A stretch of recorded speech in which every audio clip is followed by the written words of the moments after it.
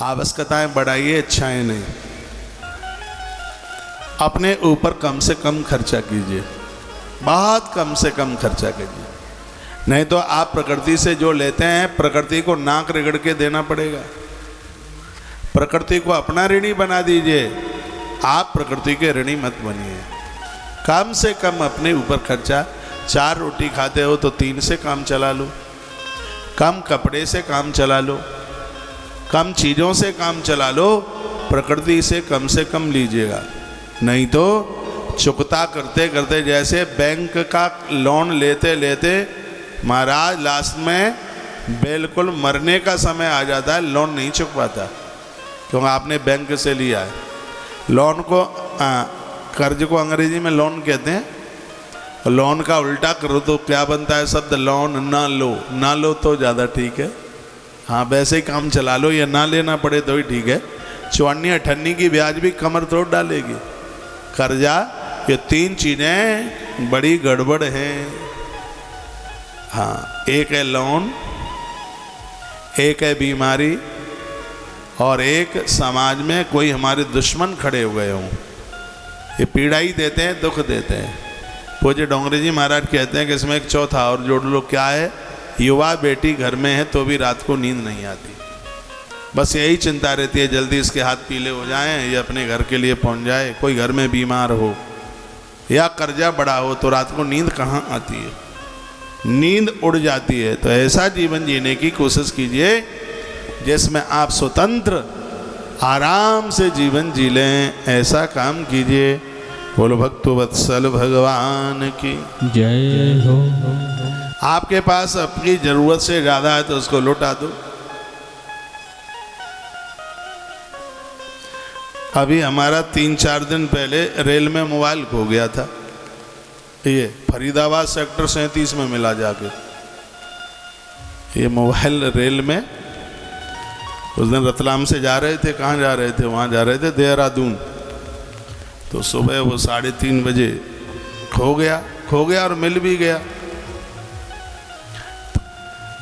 कुछ पैसा इकट्ठे करे मोबाइल के लिए, क्योंकि इसके बिना तो काम चलता ही नहीं है। हाँ, थोड़ा थोड़ा कहीं 50 के लगाए, 100 के लगाए। तो उसने बालक मुकुंद ने वो तैयार किए, मोबाइल लेना था। छाती में दुख हो रही थी कि हम तो नहीं ले पाएंगे मोबाइल। मोबाइल आता है 20,000 रुपये का, ठीक ठाक से उसको चलाओ। हाँ, रेट लिया था 18-19 हज़ार रुपये का, 20,000 रुपये का मोबाइल आता है। छाती में दर्द हुई बड़ी ज़ोर से, और जब मोबाइल मिल गया तो बड़ी शांति मिली। जब मोबाइल फ़ोन आ गया कि सेक्टर 37 में मोबाइल है, तो थोड़े से वो पैसा कुछ इकट्ठे किए और सुबह ब्राह्मणों को बांट रहे थे दक्षिणा। तो हमने उस बच्चे को कहा कि बेटा इसमें ऊपर से एक नोट और लगा दें तो ज़्यादा मलूक लगेगी। उसने कहा रखें महाराज ये ले लो। तो वो बांट दिए सगरे। अब वो बोलता है महाराज ये तो मोबाइल के पैसा थे। हमने कहा ये मोबाइल ही तो चल रहा है, आनंद हो रहा है मोबाइल, ये पैसा ब्राह्मणों की दक्षिणा में ये चला गया है। अब ये मोबाइल और मजबूत हो गया, अब ये 2-3 साल और चलेगा, हाँ और ज़ोर से चलेगा। तो ये बातें सिर्फ बोलने के ही लिए नहीं है, ये अपने आप में उतारने के लिए भी है।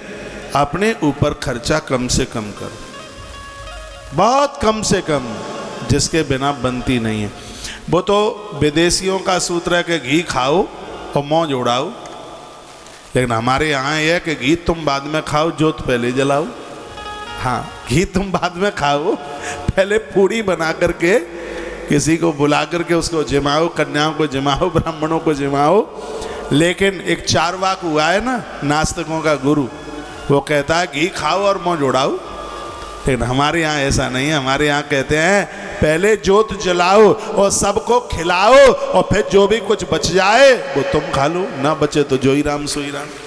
अपनी जैसी तो भैया संस्कृति ही नहीं है कहीं। बहुत आनंद की संस्कृति है। एक में मैसेज में लिखा है शिवलिंग को दही चढ़ाकर मलना है, कि हाँ खूब मलना है, जोर जोर से बिल्कुल मलना है। वस्त्राणी पट्टकूलानी विचित्राणी नवानि च। भगवान के ऊपर वस्त्र चढ़ाते हैं, उससे लिखा है मया नीतानि देवेश प्रसन्नो भव शंकर, उससे भगवान शंकर अति प्रसन्न होते हैं, उससे उनको भारी खुशी होती है, अति प्रसन्न होते हैं। तो भगवान को ये चढ़ाइए, देवताओं को चढ़ाइए अक्षत, टूटे चावल नहीं, उनको बढ़िया से चावल चढ़ाइए। भगवान को चावल चढ़ाने से बुद्धि निर्मल होती है, वंश वृद्धि होती है। चावल चढ़ाने की बड़ी बड़ी महिमा है।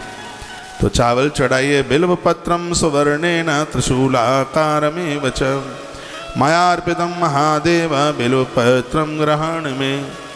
बेलपत्र को ऐसा बेलपत्र मिल जाए जो देखने में त्रिशूल जैसा लगे। वर्णन है बेलपत्रम सुवर्णेन त्रिशूलाकारमेव च, और उसको सीधे हरा नहीं, उसके ऊपर थोड़ा सा चंदन लगा लीजिएगा। चंदन का रंग सोने जैसा होता है। तो लिखा है बेलपत्रम सुवर्णेन, उसको थोड़ा चंदन लेपन करके और फिर शिवजी के ऊपर चढ़ाइए। तो मया अर्पितम महादेव बेलपत्रम ग्रहण में, उस बेलपत्र को स्वीकार करके भगवान शिव इतने प्रसन्न हो जाते हैं, लक्ष्मी मैया को कह देते हैं कि इस भगत के घर में गरीबी मत आने देना। बेलपत्र की इतनी बड़ी महिमा इस ग्रंथ में आप सुनेंगे। कोटि कन्या महादानम एक बेलवा शिवार्पणम, भाव से महादेव के ऊपर एक बेलपत्र आप रोज चढ़ा देते हैं, जीवन भर आपने ये नहीं कि आज चढ़ा दिया छुट्टी हो जाए, जब तक जिंदे रहो तब तक एक बेलपत्र आपने शंकर जी के ऊपर रोज चढ़ाया है, आपको अपने जीवन में 1 करोड़ बेटियों के कन्यादान का फल प्राप्त होता है। बेलपत्र नहीं मिले तो चांदी के बनवा लो। बेलपत्र महादेव को चढ़ाने से और बेलपत्र पूजने से, ये 3 बातें। बेलपत्र का पेड़ लगाएं, बेलपत्र पूजें और भगवान शिव के ऊपर बेलपत्र चढ़ाएं। इससे कोटि कन्या महादानम एक बिल्व शिवार्पण में, एक बेलपत्र रोज आप चढ़ाते हैं, एक बेलपत्र रोज आप पूज लेते हैं, एक बेलपत्र लगा लेते हैं, तो समझ लीजिए आपको करोड़ करोड़ बेटियों के कन्यादान का फल प्राप्त होता है। इतनी बड़ी महिमा बेलपत्र की। भगवान शिव को अति प्रसन्न रखने के लिए सबसे बड़ी चीज है वो है बेलपत्र। काशी में निवास करने से जितना पुण्य प्राप्त होता है, घर में एक बेलपत्र चढ़ाने से उतने फल की प्राप्ति हो जाती है। काशी वास निवासीन काल भैरव दर्शनम कोटि कन्या महादानम एक बिल्वा शिवार्पणम। आनंद की बात है, जितने कल बेलपत्र चढ़ाए हैं, बहुत बड़ी संख्या में चढ़ाए हुए हैं, ये सब तुलसी तपोवन गौशाला में ही पेड़ आप भक्तों के द्वारा जो लगवाए गए हैं, ये वो ही तुलसी के पत्ते, वो बेल के पत्ते हैं जिनमें आपने सहयोग किया। ये कहीं दूर के नहीं हैं, ये गौशाला में एक बहुत बड़ा बेलवन बनाया है, वहीं के ये बेल पत्तियाँ आप देख रहे हैं जो कल शिव को चढ़ाई गई हैं। बेल वृक्षों की पूजा होती है, बहुत आनंद हो रहा है। आपको तो मेरे लिए ताली बजानी चाहिए, क्योंकि आपका बेलपत्र वृंदावन में लगाया है इसलिए।